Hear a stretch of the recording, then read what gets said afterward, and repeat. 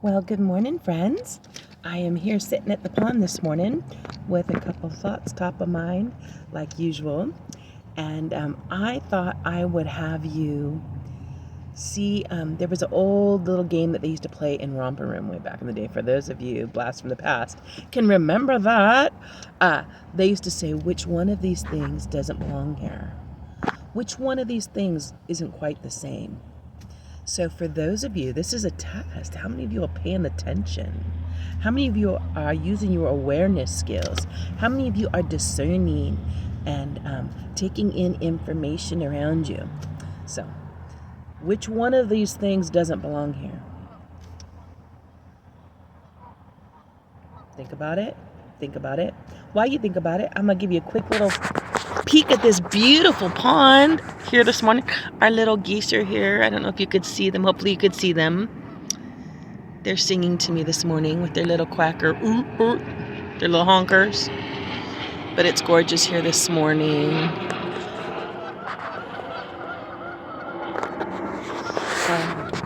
So, which one of these things doesn't belong here? So if you were paying attention, the answer to that question are these glasses. Yeah, why? Because they're red. And if you know me, I'm a matchy girl. Matchy, matchy, matchy.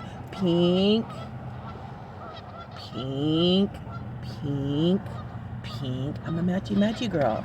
So if you hang out with me, if you get to know me, you're going to know, yeah, I wouldn't be walking around like that.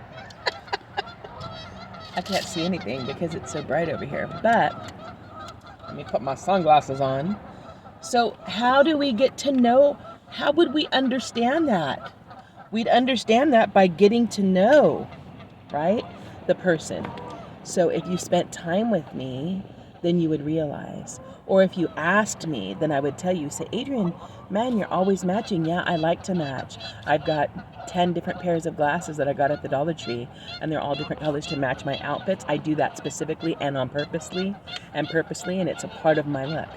So those are things that we can do, and those are things we can get to know. So my words this morning, though, for those of you again who have been following me on the words for the week, we had one of the words was inspiration, and it said the inspiration of the Almighty has given me understanding. So understanding is actually a little bit about what I wanted to chat with this morning. There was a verse that I saw, and it was just reminding me because it says, call to me. How do we get understanding? We ask for it. Yeah, we can just ask the Lord and say, hey, Lord, what about this? What about that? What should I do here? And we can go to also the source that He's left us, the truth that reveals the way, that reveals His heart, that reveals His love, that shows us and expounds to us knowledge that we wouldn't have, or sometimes we don't get in the world. Because a lot of times in the world, because we're so broken, we're still doing things backwards with the absence of love as the motivator. And so things that have continued to be broken as a result of not putting in place the first thing, the things that are most valuable, like success. People are chasing after success, and their definition of success is a lot different than true wisdom and true understanding. Because when we have true understanding, we understand it's not just the outside natural world that's most important. It's actually the inside and eternal parts of us, the spiritual side that's eternal.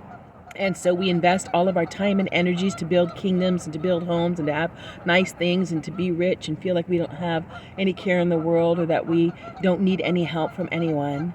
And then we add God to that list. We don't need His help either. And we forget our source. And we forget who we are and how we live at our best. So this morning I was blessed when I was in Jeremiah, and it was talking about, I'm going to probably just switch to see if I can get this up real quick so I can share it with you. But in Jeremiah 33:3 it says, call unto me and I will show you. I will show you.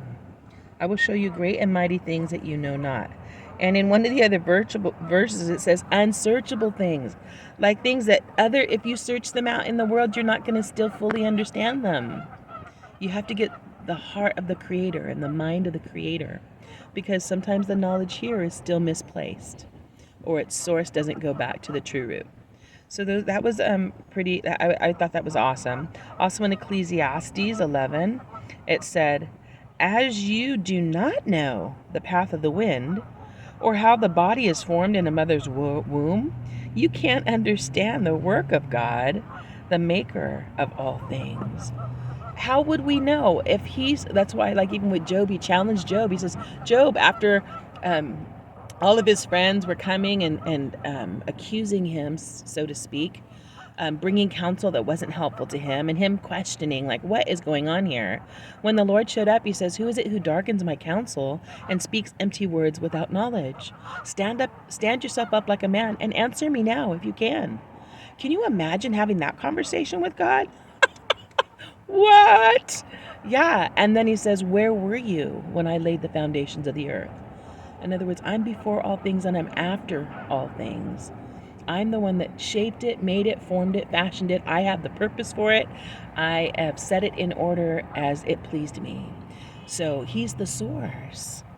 And so our source of understanding, if we go back to him, then we can have him reveal things. And he's put things in creation.